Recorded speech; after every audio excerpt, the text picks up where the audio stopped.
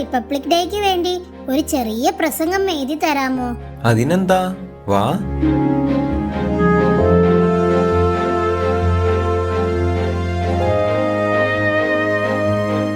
ഇതുപോലെ മിടുക്കിയായിട്ട് വേണം നാളെ പ്രസംഗിക്കാൻ, കേട്ടല്ലോ? താങ്ക് യു അച്ഛാ.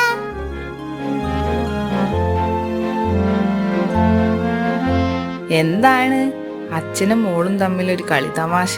നാളെ റിപ്പബ്ലിക് ഡേക്ക് വേണ്ടി അച്ഛൻ ഒരു ചെറിയ പ്രസംഗം എഴുതി പഠിപ്പിച്ചു തന്നു. എവിടെ, കേൾക്കട്ടെ? അമ്മൂമ്മയ്ക്ക് കൂടി കേൾപ്പിച്ചു കൊടുത്തതിന് ശേഷം പോയി കിടന്നുറങ്ങിട്ടോ. നേരം ഒരുപാടായി. അച്ഛന് നാളെ നേരത്തെ പോകാനുള്ളതല്ലേ. Good night. ഗുഡ് നൈറ്റ് അച്ഛാ. മുത്തശ്ശി, നാളെ റിപ്പബ്ലിക് ഡേ അല്ലേ? അപ്പോൾ എനിക്ക് ഫ്രണ്ട്സിന് പറഞ്ഞു കൊടുക്കാൻ ഒരു കഥ പറഞ്ഞു തരുമോ? അതിനെന്താ, പണ്ട് പണ്ട് ഒരു കാട്ടിൽ ഒരു ആമ ജീവിച്ചിരുന്നു. കാട് വൃത്തിയാക്കുന്ന കാര്യത്തിൽ മിടുക്കനായിരുന്നു ആ ആമ.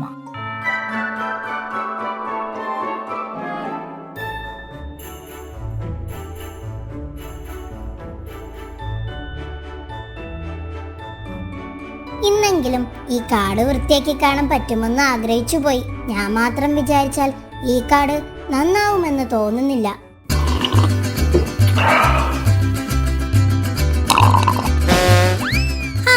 ആമച്ചാരെ, എന്തൊക്കെയുണ്ട് വിശേഷങ്ങൾ? Happy republic day. നീ ഇപ്പോൾ എന്താ ചെയ്തത്? എന്തേ? അയ്യോ, ചേട്ടന് ജ്യൂസ് വേണമായിരുന്നു. ഓ അതല്ല, നീ ഈ ജ്യൂസ് ഗ്ലാസ് എന്താ ചെയ്തതെന്ന്. ഓ അത് അത് പിന്നെ ഒരു ഫ്ലോയിൽ പറ്റിപ്പോയി. സോറി, ഇപ്പൊ എടുത്ത് വേസ്റ്റ് ബാസ്കറ്റിലിടാം. Good boy, don't repeat it, okay? പെട്ടെന്ന് എന്തോ കനമുള്ളത് ആമച്ചാരുടെ അടുത്ത് വന്ന് വീണു. ആമച്ചാരാകട്ടെ പേടിച്ച് തന്റെ തോടിനുള്ളിലേക്ക് കയറി ഒളിച്ചു. എന്താണ് വീണതെന്നറിയാൻ ആമ തോടിനുള്ളിൽ നിന്നും എത്തി നോക്കി. നോക്കുമ്പോഴതാ ഒരു കുരങ്ങൻ മരത്തിലൂടെ ചാടി മറിയുന്നതിനിടെ ബാലൻസ് പോയിട്ട് വീണതാണ്. ആ കുരങ്ങച്ചാൻ എണീച്ചിരുന്ന് ദേഹത്തെ മണ്ണും പൊടിയും തുടച്ചു കളയുകയായിരുന്നു. ആമച്ചാർക്ക് ആദ്യം ദേഷ്യം വന്നെങ്കിലും പിന്നെ കുരങ്ങനോട് പാവം തോന്നി. എന്തെങ്കിലും പരിക്ക് പറ്റിയോ? ഇല്ലല്ല, കുഴപ്പമില്ല. ഞാനിങ്ങനെ ഇടക്ക് വള്ളിയിൽ തൂങ്ങിപ്പോകുമ്പോ സ്ലിപ്പായി വീഴാറുള്ളതാ. ശീലമായി പോയി. എനിക്കൊരു കളിക്കൂട്ടില്ലാതെ വിഷമിച്ചിരിക്കുകയായിരുന്നു ഞാൻ. ഞാനും കൂട്ടുകാരില്ലാത്തതിന്റെ മടുപ്പ് മാറ്റാനാ ഞാനിങ്ങനെ വള്ളികളിൽ പിടിച്ച് ഊഞ്ഞാലാടുന്നതും ചില്ലകളിൽ നിന്ന് ചില്ലകളിലേക്ക് ചാടുന്നതും. എനിക്ക് മരത്തിൽ കയറാൻ അറിയില്ല. നിന്നെ പോലെ ശത്രുക്കളിൽ നിന്ന് രക്ഷപ്പെടാൻ എനിക്ക് പുറത്ത് തോടുമില്ലല്ലോ. ഇന്നല്ലേ കാട്ടിലെ റിപ്പബ്ലിക്. രാജാവിന്റെ വക പതാക ഉയർത്തലും പായസ വിതരണവും ഒക്കെ ഉണ്ടാവല്ലോ. ഓ, അത് ഞാൻ അങ്ങ് മറന്നു. വാ, നമുക്ക് ഒരുമിച്ച് പോകാം. മൃഗങ്ങളും പക്ഷികളും കൃത്യസമയത്ത് തന്നെ ഗുഹയ്ക്ക് മുന്നിലെത്തി. ഇന്ത്യ റിപ്പബ്ലിക് ആയതിന്റെ 75ാം വാർഷികമാണ് ഈ വർഷം ആഘോഷിക്കുന്നത്. 1950 ജനുവരി 26-നാണ് ബ്രിട്ടീഷ് ഭരണത്തിൽ നിന്നും ശരിക്കും ഒരു ജനാധിപത്യ ഭരണ ക്രമത്തിലേക്ക് ഇന്ത്യ മാറിയത്. ഭരണഘടന അംഗീകരിക്കപ്പെട്ടതും ഈ ദിനത്തിലാണ്. ഈ ദിനത്തിന്റെ പ്രാധാന്യം ഉൾക്കൊണ്ടുകൊണ്ട് നമുക്ക് പതാക ഉയർത്തൽ ചടങ്ങിലേക്ക് കടക്കാം. ഇത്തവണ ഞാനല്ല പതാക ഉയർത്തുക. ഇത് കേട്ട മൃഗങ്ങൾ പരസ്പരം നോക്കി. അതിനായി ഈ കാട്ടിൽ എന്നേക്കാൾ അർഹനായ ഒരാളുണ്ട്. ഈ കാട് വൃത്തിയായി സൂക്ഷിക്കാൻ മുൻകൈ എടുക്കുന്ന ആമച്ചാരെ ഞാൻ വേദിയിലേക്ക് ക്ഷണിക്കുന്നു. ഇത് കേട്ട ആമച്ചാർ നിറ കണ്ണുകളോടെ കൈകൂപ്പി നിന്നു. എല്ലാവരും കൈയടിച്ച് പ്രോത്സാഹിപ്പിച്ചു. ആമച്ചാർ പതാക ഉയർത്തിയപ്പോൾ എല്ലാവരും സല്യൂട്ട് ചെയ്തു നിന്നു.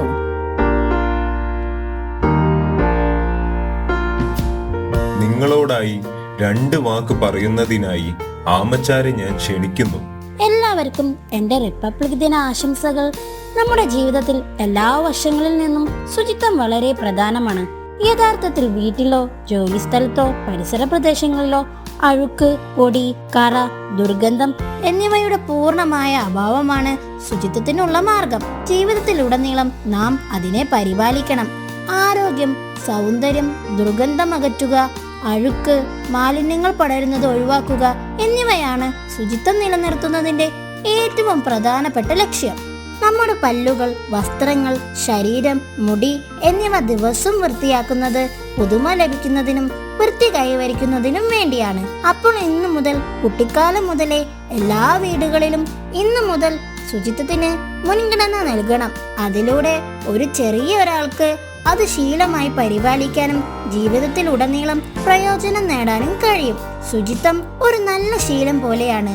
അത് ഒരു വ്യക്തിക്ക് ഗുണം ചെയ്യുക മാത്രമല്ല, അത് കുടുംബത്തിനും സമൂഹത്തിനും രാജ്യത്തിനും അങ്ങനെ മുഴുവൻ ഗ്രഹത്തിനും ഗുണം ചെയ്യും. ഏത് പ്രായത്തിലും ഇത് വികസിപ്പിച്ചെടുക്കാം. എന്നിരുന്നാലും കുട്ടിക്കാലം മുതൽ ഇത് പരിശീലിക്കുന്നതാണ് നല്ലത്. ഈ ശീലം പരിശീലിപ്പിക്കാൻ നിങ്ങളോട് ഞാൻ പറയുന്നു. കാരണം ഈ രാജ്യത്തിന് ഒരു നല്ല പൗരനെ നൽകാൻ നിങ്ങൾക്ക് കഴിയും. Happy republic day. വൃത്തിയുള്ള അന്തരീക്ഷം ഒരു പൗരന്റെ കടമ മാത്രമല്ല, ധാർമ്മിക ഉത്തരവാദിത്തം കൂടിയാണ്.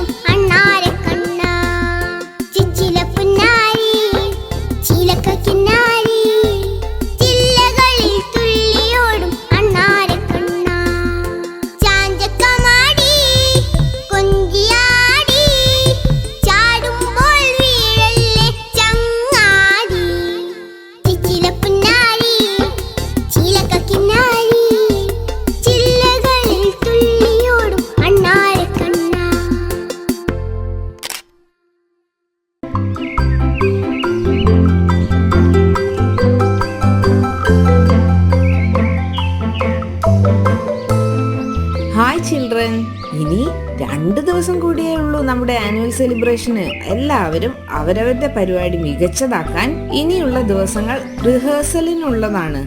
അതുകൊണ്ട് എല്ലാവരും പോയി നന്നായി പ്രാക്ടീസ് ചെയ്യുക. Thank you teacher.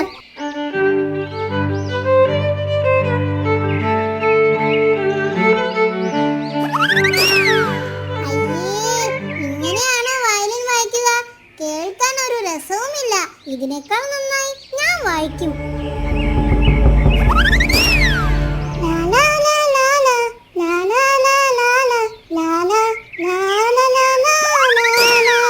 അയ്യേ, ഇങ്ങനെയാണോ നീ പാടാൻ പോകുന്നത്? ഒരു താളവുമില്ലല്ലോ. സംഗതി തീരെ പോരാ.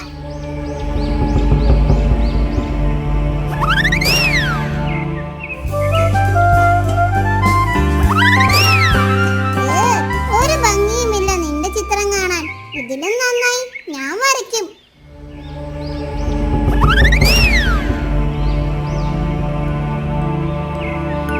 എന്ത് പറ്റി ജോമി, നീ പ്രാക്ടീസ് ചെയ്യുന്നില്ലേ? എന്റെ പാട്ട് കേൾക്കാൻ ഒരു രസവുമില്ലടാ. ഞാൻ പങ്കെടുത്താൽ എനിക്ക് സമ്മാനം ഒന്നും കിട്ടാനും പോകുന്നില്ല. അതെന്താ ഇപ്പൊ അങ്ങനെയൊക്കെ പറയുന്നേ? ടോമി പറഞ്ഞു എന്റെ പാട്ട് കേൾക്കാൻ ഒരു താളവുമില്ല എന്ന്. ഓ, അതാണോ കാര്യം? അതവൻ എന്നോടും പറഞ്ഞിട്ടുണ്ട്. എന്റെ വയലിൻ വായന കേൾക്കാൻ ഒരു രസവുമില്ല, ഇതിലും നന്നായി അവൻ വായിക്കുമെന്നൊക്കെ. ദേ, ഇവനോടും പറഞ്ഞിട്ടുണ്ട്. അതെ, ഞാൻ വരച്ച ചിത്രം കാണാൻ ഒരു ഭംഗിയുമില്ല, ഇതിലും നന്നായി അവൻ വരയ്ക്കുമെന്നൊക്കെ പറഞ്ഞു. കേട്ടില്ലേ? അത് നീ കാര്യമാക്കണ്ട. നമ്മുടെ കഴിവുകൾ 100% നീതി പുലർത്തിയാൽ നമുക്ക് വിജയിക്കാൻ പറ്റും. Judges, please note chess number 23.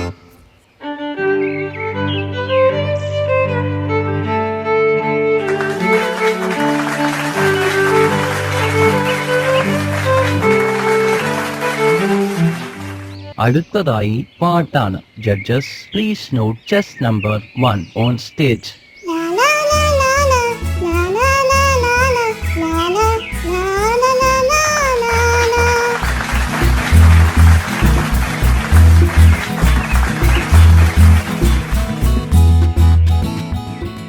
അടുത്തതായി ഇന്ന് നടന്ന മത്സരങ്ങളുടെ സമ്മാനദാന ചടങ്ങാണ്. വയലിൻ കോമ്പറ്റീഷനിൽ ഫസ്റ്റ് പ്രൈസ് ഗോസ് ടു അലക്.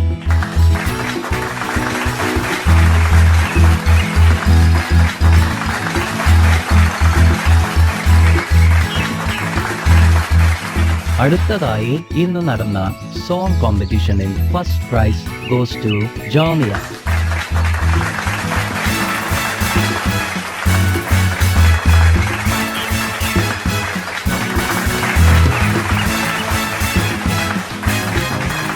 അടുത്തതായി ഇന്ന് നടന്ന ചിത്രരചന കോമ്പറ്റീഷനിൽ ഫസ്റ്റ് പ്രൈസ് ഗോസ് ടു മുന്തിരിക്കുട്ടൻ.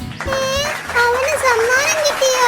അപ്പോ എനിക്ക് മാത്രം ഒന്നും കിട്ടിയില്ല. ഞാൻ വിചാരിച്ചു ഞാൻ മാത്രമാണ് എല്ലാത്തിലും ബെസ്റ്റ് എന്ന്.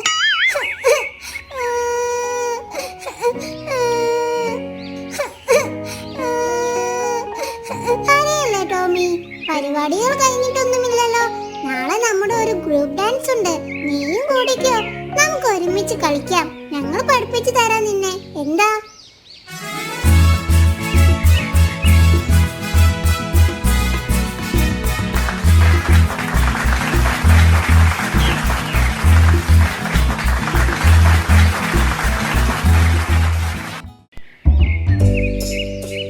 പണ്ട് പണ്ടൊരു കാട്ടിൽ ഒരു മടിയനും പേടിത്തൊണ്ടനുമായ മുയൽ താമസിച്ചിരുന്നു. മടി കാരണം വീട്ടിലൊന്നും തന്നെ കഴിക്കാനുണ്ടായിരുന്നില്ല. ഒരു ദിവസം കഴിക്കാനാണെങ്കിൽ ഇവിടെ ഒന്നുമില്ലതാനും. പുറത്തിറങ്ങാനും മടി. ഇനി പുറത്തിറങ്ങാതെ രക്ഷയില്ല. കഴിക്കാൻ എന്തെങ്കിലും കിട്ടുമോ എന്ന് പോയി നോക്കാം. അങ്ങനെ നമ്മുടെ മടിയനായ മുയൽ മനസ്സില്ലാ മനസ്സോടെ ഭക്ഷണം തേടി പുറപ്പെട്ടു.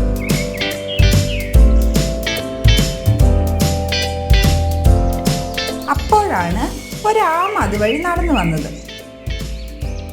അല്ല, ഇതാര്? എത്ര നാളായി കണ്ടിട്ട്. നമുക്കൊരു ഓട്ട മത്സരം വെക്കണ്ടേ? മതി കളിയാക്കിയത്. അന്ന് ഞാൻ ഉറങ്ങിപ്പോയത് കൊണ്ട് മാത്രമാണ് നീ ജയിച്ചത്. അത് നീ മറക്കരുത്. അത് ശരി, നീ ഉറങ്ങിപ്പോയതിന് ഞാൻ എന്ത് പിഴച്ചു? അഹങ്കാരം നല്ലതല്ല. എന്ത് പഠിപ്പിച്ചു തന്നില്ലേ, അതിനൊരു താങ്ക്സ് ഉണ്ടിട്ടാ. അതൊക്കെ പോട്ടെ, വിശന്നിട്ട് വയ്യ. നിന്റെ കയ്യിൽ എന്തെങ്കിലും ഉണ്ടോ കഴിക്കാൻ? എനിക്കറിയാമായിരുന്നു നീ വരുമെന്ന്. ഞാൻ നിനക്ക് വേണ്ടി ആ മാവുംചോട്ടിൽ കുറച്ച് കാരറ്റ് കൂട്ടിയിട്ടിട്ടുണ്ട്. അതെടുത്തോന്ന് പറയാൻ വേണ്ടി വീട്ടിലേക്ക് വരികയായിരുന്നു. ആണോ? എന്നാൽ ആദ്യമേ പറയണ്ടേ? താങ്ക് യു ആമക്കുട്ട. ഇങ്ങനെ ഒരു മടിയും കൊതിയൻ. പെട്ടെന്നാണ് ദൂരെ കുറച്ച് ക്യാരറ്റ് കൂട്ടിയിട്ടത് നമ്മുടെ മുയൽ കണ്ടത്. ഇത് കണ്ട മുയലിന്റെ നാവിൽ വെള്ളമുറി. അങ്ങനെ നമ്മുടെ മടിയനായ മുയൽ ആത്തിയോടെ അവിടെ കിടന്ന ക്യാരറ്റ് മുഴുവൻ ശാപ്പിട്ടു.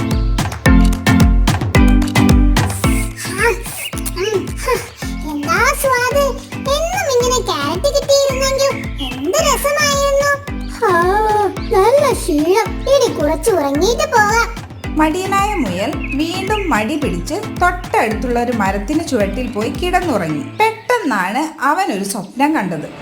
ആകാശം വലിയ കഷ്ണങ്ങളായി പിളർന്ന് ഭൂമിയിലേക്ക് വീഴുന്ന പോലെ മുയലിന് തോന്നി.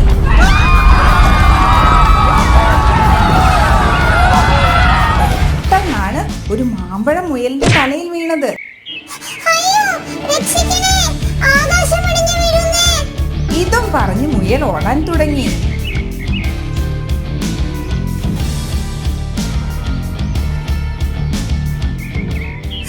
ഹലോ, ഒന്ന് നിന്നേ. എങ്ങോട്ടാ ഇത്ര ധൃതിയിൽ? സംസാരിച്ചു നിൽക്കാൻ സമയമില്ല. ജീവൻ വേണമെങ്കിൽ എന്റെ കൂടെ ഓടിക്കോ. അതെനിക്കെങ്ങനെ? ഓടി പരിചയമില്ല. ചാടിയ ശീലം. എന്താണ് കാര്യം? ആകാശം ഇടിഞ്ഞു വീഴുന്നു. ഞാൻ അവിടെ മാവിൻ ചുവട്ടിൽ കിടക്കുകയായിരുന്നു. അപ്പോഴാ ഞാൻ കണ്ടത്. പിന്നെ ഒന്നും നോക്കിയില്ല. പടച്ചോനെ കാത്തോളി എന്ന് പറഞ്ഞൊരൊറ്റ ഓട്ടം. മാന്യ മഹാമൃഗങ്ങളെ, ജീവൻ വേണമെങ്കിൽ ഓടിക്കോ. ആകാശം ഇടിഞ്ഞു വീഴാൻ പോകുന്നു. പെട്ടെന്നാണ് അതുവഴി നടന്നു വന്ന കരടി മുയലും കുരങ്ങനും ഓടുന്നത് കണ്ടത്. ഹലോ, ഒന്ന് നിന്നെ. രണ്ടാളും എങ്ങോട്ടാ ഇത്ര ധൃതിയിൽ? ഓട്ട മത്സരമാണോ? തമാശ പറഞ്ഞു നിൽക്കാൻ സമയമില്ല. ജീവൻ വേണമെങ്കിൽ ഓടിക്കോ.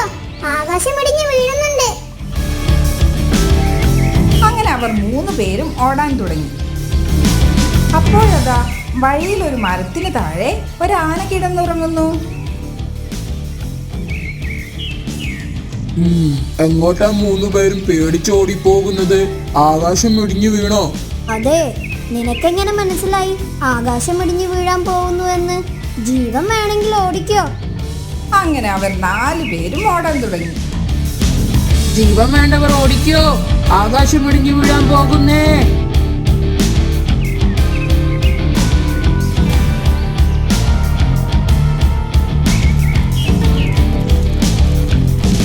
ഓടി ഓടി അവർ സിംഹത്തിന്റെ ഗുഹയുടെ മുന്നിലെത്തി. എന്താണ് ഒരു ബഹളം? ഉറങ്ങാനും സമ്മതിക്കില്ലേ? എന്താണ് ഇവിടെ ഇത്രയും ബഹളം? ഉറങ്ങാൻ സമ്മതിക്കില്ലേ? പ്രഭു, ആകാശം വീഴാൻ പോകുന്നു. ആരാണ് പറഞ്ഞത്? ഈ ആനയാണ് എന്നോട് പറഞ്ഞത്. അയ്യോ, ഞാനല്ല.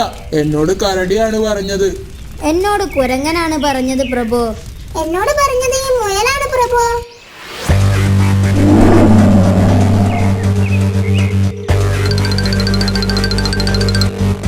അപ്പോൾ നീയാണ് എല്ലാത്തിനും കാരണം അല്ലേ? പ്രഭു, ഞാൻ കള്ളം പറഞ്ഞതല്ല പ്രഭു. ഞാൻ കണ്ടതാണ് ആകാശം ഇടിഞ്ഞു വീഴുന്നത്. എന്റെ ഈ 2 കണ്ണുകൾ കൊണ്ടും ഞാൻ കണ്ടതാണ്. ഞാൻ സത്യമാണ് പറയുന്നത്. ആകാശം ഇടിഞ്ഞു വീഴുന്നത് നീ എവിടെയാണ് കണ്ടത്? എന്റെ കൂടെ വരികയാണെങ്കിൽ ഞാൻ എല്ലാം കാണിച്ചു തരാം പ്രഭു.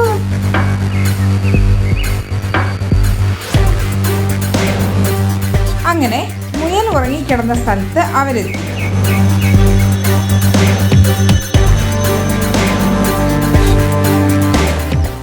ഇവിടെ ഒരു മാങ്ങ മാത്രമാണല്ലോ ഉള്ളത്. ഇതാണോ നീ പറഞ്ഞ ആകാശത്തിന്റെ കഷ്ണം? നീ വല്ല സ്വപ്നവും കണ്ടതായിരിക്കും. സ്വപ്നം കണ്ട് ആകാശം ഇടിഞ്ഞു വീഴുന്നത് പോലെ നിനക്ക് തോന്നിയതാവും. അത് ബാക്കി മൃഗങ്ങളെയും പറഞ്ഞു തെറ്റിദ്ധരിപ്പിച്ചു. അതല്ലേ ശരിക്കും ഉണ്ടായത്? ക്ഷമിക്കണം പ്രഭു, എനിക്ക് തെറ്റുപറ്റി. ഞാനൊരു സ്വപ്നം കണ്ടതായിരുന്നു. കാള പെറ്റെന്ന് കേട്ട് കയറെടുക്കരുത്.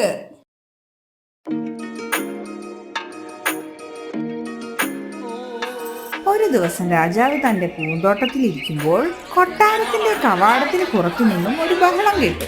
ആരവിടെ? എന്താണ് കവാടത്തിനടുത്തൊരു ബഹളം? പോയി നോക്കൂ. ഗ്രാമത്തലവൻ എന്ന് സ്വയം പരിചയപ്പെടുത്തിയ ഒരാളുമായി കാവൽക്കാരൻ വന്നു. എന്താണ് പ്രശ്നം? ആരാണ് നിങ്ങൾ? എന്തിനാണ് ഇങ്ങനെ ബഹളം ഉണ്ടാക്കുന്നത്?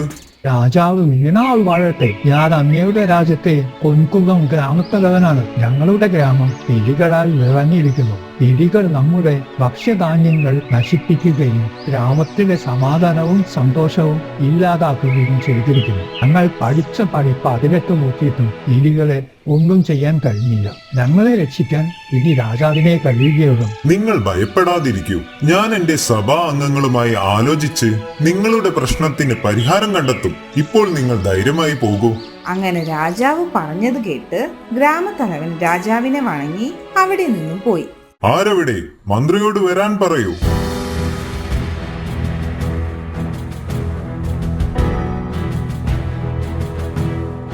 മന്ത്രി രാജാവിനെ വണങ്ങി. രാജാവ് ഗ്രാമത്തലവന്റെ പ്രശ്നം മന്ത്രിയെ അറിയിച്ചു.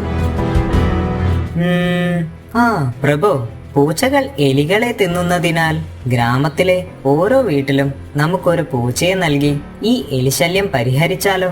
ഭലേ ബേഷ്, അത് നല്ലൊരാശയമാണ്. പക്ഷേ അപ്പോഴും ഒരു പ്രശ്നമുണ്ട് പ്രഭു. ഇനി എന്ത് പ്രശ്നം? പാവപ്പെട്ട ഗ്രാമീണർ പൂച്ചകൾക്ക് എങ്ങനെ പാൽ നൽകും? എലികളെ തുരത്താൻ ആരോഗ്യമുള്ള പൂച്ചകൾ തന്നെ വേണം. ശരിയാണ്. അതിനിപ്പോൾ എന്താണ് മാർഗം? പൂച്ചയ്ക്കൊപ്പം നമുക്ക് ഓരോ പശുവിനെയും നൽകാം. അതിനാൽ പൂച്ചകൾക്ക് പാലും ലഭിക്കും. ബാക്കി വരുന്ന പാൽ കൊട്ടാരത്തിലേക്ക് എടുക്കുകയും ചെയ്യാം. രാജാവ് ഈ പരിഹാരത്തിന് സമ്മതിച്ചു. ഗ്രാമവാസികൾക്കെല്ലാം കൊട്ടാരത്തിൽ നിന്നും ഭടന്മാർ പശുവിനെയും പൂച്ചയെയും കൊണ്ടു നൽകി. ഗ്രാമവാസികളെല്ലാം പൂച്ചകൾക്ക് പാൽ കൊടുക്കാൻ തുടങ്ങി. ദിവസങ്ങൾ കഴിയും തോറും പൂച്ചകൾ ആരോഗ്യവാന്മാരും മടിയന്മാരുമായി തീർന്നു.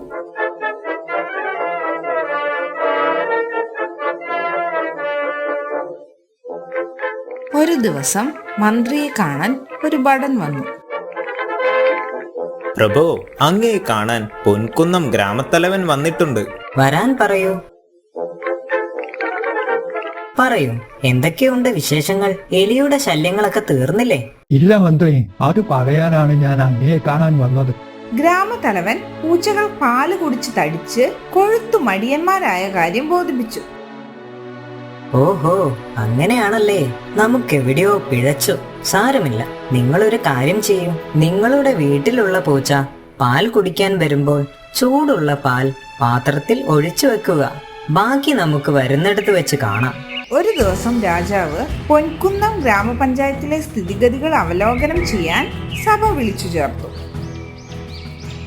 പാൽ കുടിക്കുന്നത് നിർത്തിയ തന്റെ പൂച്ച ഒഴികെ ഗ്രാമത്തിലെ ബാക്കിയുള്ള പൂച്ചകൾ എലികളെ വേട്ടയാടിയിട്ടില്ലെന്ന് ഗ്രാമത്തലവൻ രാജാവിനോട് പറഞ്ഞു. എന്തുകൊണ്ടാണ് നിങ്ങളുടെ പൂച്ച എലികളെ വേട്ടയാടുന്നത്? താങ്കൾ അതിന് പാല് കൊടുത്തില്ലേ? പ്രഭു, ഇത് ഗ്രാമത്തലവന്റെ കുറ്റമല്ല. ഈ പൂച്ച പാൽ കുടിക്കാൻ വിസമ്മതിക്കുന്നു. പാല് കുടിക്കാത്ത പൂച്ചയോ? അതെങ്ങനെ സാധ്യമാകും മന്ത്രി? പ്രഭു, ഞാൻ ഇത് കാണിച്ചു തരാം. എനിക്കൊരു പാത്രം പാൽ കൊണ്ടുവരാൻ പറയൂ. ആരവിടെ? ഒരു പാൽപാത്രം മന്ത്രിക്ക് കൊണ്ടുകൊടുക്കൂ. മന്ത്രി പാൽപാത്രം പൂച്ചയുടെ മുന്നിൽ വെച്ചു കൊടുത്തു. പാൽപാത്രം കണ്ട ഉടനെ പൂച്ച ഓടിപ്പോയി. അതെന്താണ് ആ പൂച്ച ഓടിപ്പോയത്? പ്രഭു, ഞാൻ പൂച്ചയ്ക്ക് ഒരു പാത്രം ചൂട് പാൽ നൽകാൻ ഗ്രാമത്തലവനോട് പറഞ്ഞിരുന്നു. അത് അതിന്റെ നാവിനെ പൊള്ളിച്ചു. അന്നു മുതൽ ഈ പൂച്ച പാൽ കുടിച്ചിട്ടില്ല.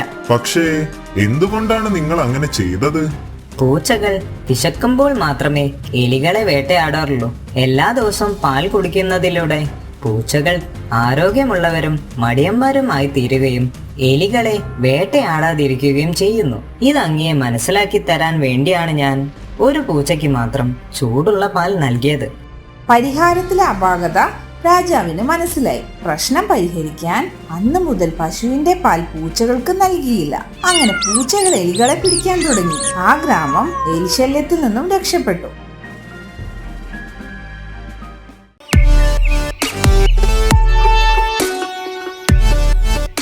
ഒരു ദിവസം രാജാവും മന്ത്രിയും കൂടി പൂന്തോട്ടത്തിലിരുന്ന് സല്ലപിക്കുകയായിരുന്നു. നമ്മുടെ രാജ്യം ലോക പ്രശസ്തി ആർജിക്കണം. അതിന് നാം ഒരു വഴി കണ്ടുവച്ചിട്ടുണ്ട്. എന്താണ് പ്രഭു?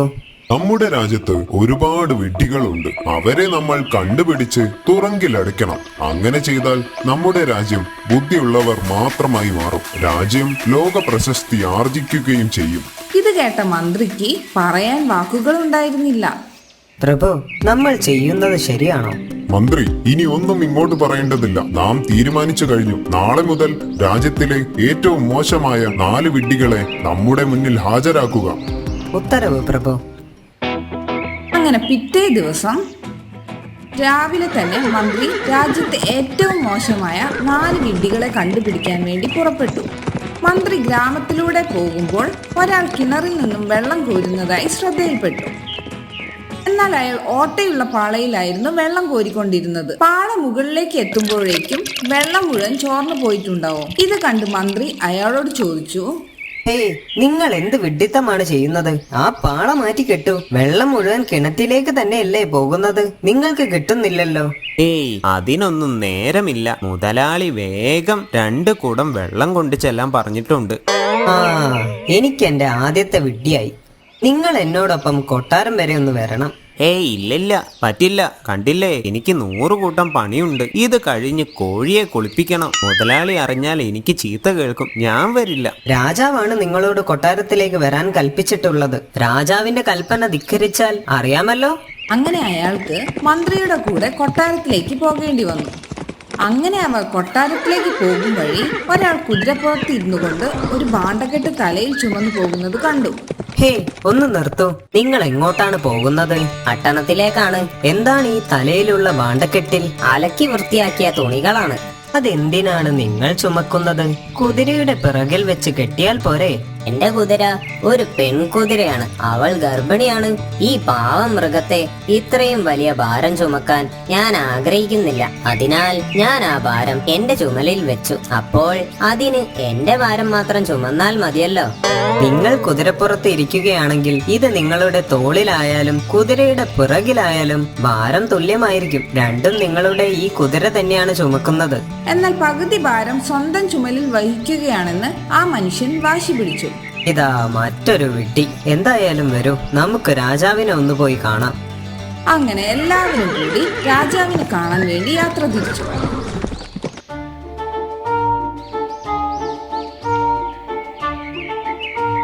വിഡ്ഢികളെ 2 പേരെയും മന്ത്രി രാജാവിന് മുന്നിൽ ഹാജരാക്കി. പ്രഭു, ഇതാ നിങ്ങൾ പറഞ്ഞ വിഡ്ഢികൾ. ഞാൻ താങ്കളോട് 4 വിഡ്ഢികളെ കൊണ്ടുവരാനല്ലേ ആവശ്യപ്പെട്ടത്? എവിടെ ബാക്കി 2 4 വിഡ്ഢികളിൽ 2 പേര് ഇവിടെ തന്നെ ഉണ്ട് പ്രഭു. ഇവിടെയോ? എവിടെ? നാം കാണുന്നില്ലല്ലോ. പറയുന്നത് കൊണ്ടൊന്നും തോന്നരുത് പ്രഭു. 3ാമത്തെ വിഡ്ഢി താങ്കൾ തന്നെയാണ് രാജാവേ. വിഡ്ഢികളെ കാണാൻ ഒരു വിഡ്ഢിക്കല്ലാതെ വേറെ ആർക്കാണ് താല്പര്യമുണ്ടാവുക? ഒരു ജ്ഞാനിയായ ചക്രവർത്തി തന്റെ സാമ്രാജ്യത്തിൽ ജ്ഞാനികളുണ്ടോ എന്ന് വേണം ആദ്യം അറിയാൻ. പിന്നെ ഞാൻ 4ാമത്തെ വിഡ്ഢിയാണ്. ഞാൻ നിങ്ങളുടെ വിഡ്ഢിത്തമായ കൽപ്പനകൾ കേൾക്കുകയും അവ നടപ്പിലാക്കാൻ സമയം പാഴാക്കുകയും ചെയ്യുന്നു. ഒരു വിഡ്ഢി മാത്രമേ വിഡ്ഢിയുടെ കൽപ്പനകൾ അനുസരിക്കുകയുള്ളൂ. അതെന്നെ 4ാമത്തെ വിഡ്ഢിയാക്കുന്നു. ഇത് കേട്ട് രാജാവ് ചിരിച്ചു. രാജാവിന്റെ വിഡ്ഢിത്തമോർത്ത് രാജാവ് പശ്ചാത്തപിച്ചു. അങ്ങനെ മന്ത്രിയുടെ ബുദ്ധി വീണ്ടും തിളങ്ങി.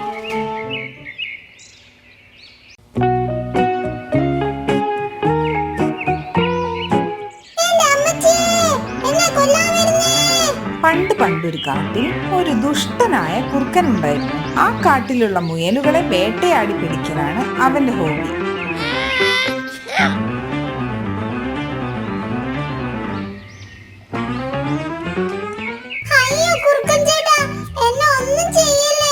ഇല്ലടാ, നിന്നെ ഒന്നും ചെയ്യത്തില്ല. ചട്ടിയിലിട്ട് പൊരിക്കത്തേ ഉള്ളൂ.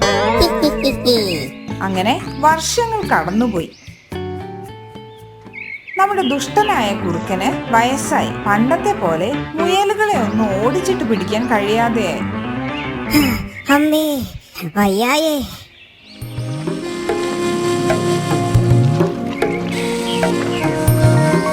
ഇങ്ങനെ പോയാൽ ഞാൻ പട്ടിണി കിടന്ന് മരിക്കും. മുയലുകളെ പിടിക്കാൻ എന്തെങ്കിലും സൂത്രം കണ്ടുപിടിക്കണം.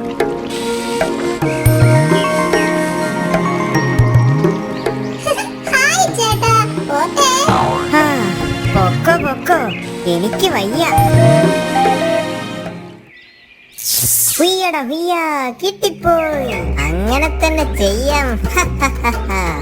അങ്ങനെ നമ്മുടെ ദുഷ്ടനായ കുറുക്കൻ ഒരു സന്യാസിയുടെ വേഷം കെട്ടി മുയലുകളുടെ മാളത്തിനു മുന്നിൽ ധ്യാനത്തിനിരുന്നു. ഓം ഹ്രീം കാടാകെ നമഃ, ഓം ഹ്രീം കാടാകെ നമഃ. നല്ല പരിചയമുള്ള ശബ്ദം എവിടെ നിന്നാണ് കേൾക്കുന്നത്? നമ്മുടെ മാളത്തിന് മുന്നിൽ കുറുക്കൻ സന്യാസി വന്നിരിപ്പുണ്ട്. അയ്യോ, നമ്മളെ പിടിക്കാൻ വന്നതാണോ? അതാവാൻ വഴിയില്ല. ഇതിനു മുൻപ് ഇവിടെ എവിടെയും കണ്ടിട്ടില്ല. എന്തൊക്കെയോ മന്ത്രങ്ങൾ ചൊല്ലുന്നുണ്ട്. ഇതിനെന്തോ പന്തികേടുണ്ട്. എല്ലാവരും സൂക്ഷിക്കണം. നമുക്കൊന്ന് പോയി നോക്കാം. വാ. അങ്ങനെ കുറുക്കൻ സന്യാസിയെ കാണാൻ മുയലുകൾ എല്ലാവരും മാളത്തിന് പുറത്തിറങ്ങി. ഓം ഹ്രീം കാടാകി നമഃ. ഓം ഹ്രീം കാടാകി നമഃ. ഓം ഹ്രീം കാടാകി നമഃ. നിങ്ങളെല്ലാവരും ഇവിടെ നിൽക്ക്. ഞാനൊന്ന് പോയി നോക്കിയിട്ട് വരാം. അത് വേണോ? ഓ, പേടിക്കാതിരിക്ക്. ഞാൻ ഇപ്പൊ വരാം.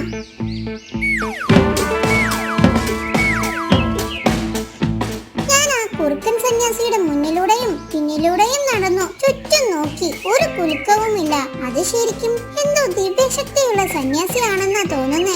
ഞാനും അത് ശ്രദ്ധിച്ചു. അത് ശരിക്കും സന്യാസി തന്നെയാണ്. അല്ലെങ്കിൽ ഇപ്പോൾ അവൻ നമ്മളെ പിടിക്കാൻ നോക്കേണ്ടതല്ലേ? എന്നാ നമുക്ക് എല്ലാവർക്കും പോയി സന്യാസിയെ ഒന്ന് കണ്ടിട്ട് വരാം. വാ.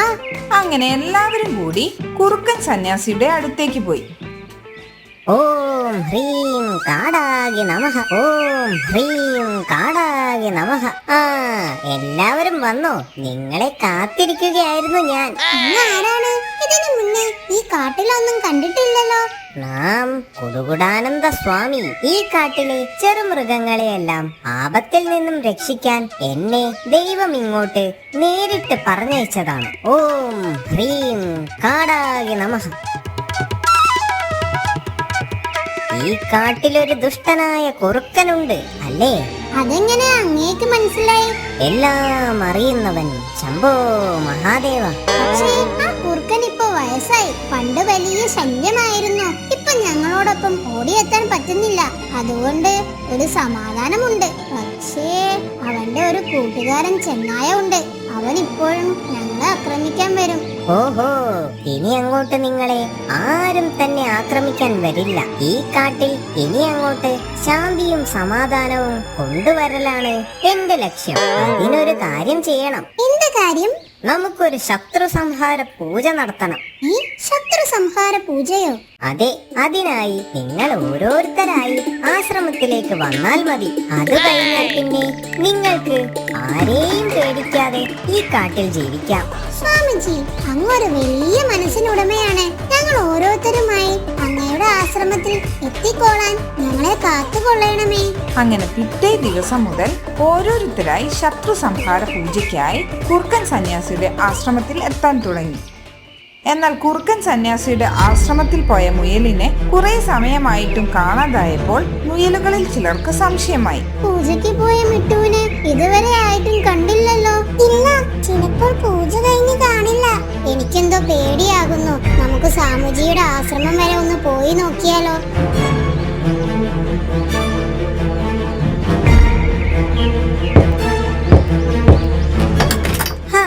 അല്ല, എന്താ എല്ലാവരും കൂടി? സ്വാമിജി, പൂജയ്ക്ക് വന്ന മിട്ടുമുയൽ ഇതുവരെയും വീട്ടിലെത്തിയിട്ടില്ല. അതൊക്കെ വന്നോളൂ. പൂജ കഴിഞ്ഞിട്ടില്ല. കഴിഞ്ഞിട്ട് പറഞ്ഞയക്കാം. ഇതിനെന്തോ പന്തികേടുണ്ട്. നമുക്ക് എങ്ങനെയെങ്കിലും അവനെ രക്ഷിക്കണം. പക്ഷേ എങ്ങനെ? ഐഡിയ, വഴിയുണ്ട്.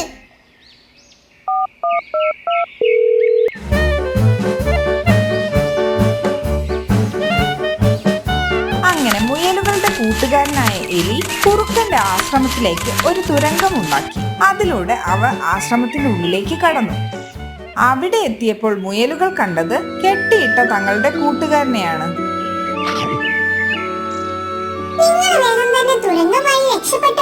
എനിക്കിവിടെ കുറച്ച് പണിയുണ്ട്. എല്ലാം തീർത്ത് വേഗം വന്നേക്കണേ. എലി തന്റെ കയ്യിൽ കരുതിയ കരിമരുന്ന് വിതറി തുരങ്കത്തിന് പുറത്തേക്ക് നടന്നു. തുരങ്കത്തിന് പുറത്തെത്തിയതും എലി കരിമരുന്നിന് തീ കൊടുത്തു. തീ തുരങ്കത്തിന് ഉള്ളിലൂടെ പോയി ആശ്രമത്തിന് തീ പിടിച്ചു. വാലിൽ തീ പിടിച്ച കുറുക്കൻ ഓടി രക്ഷപ്പെട്ടു. പിന്നീട് ആ കുറുക്കനെ ആരും കണ്ടിട്ടില്ല.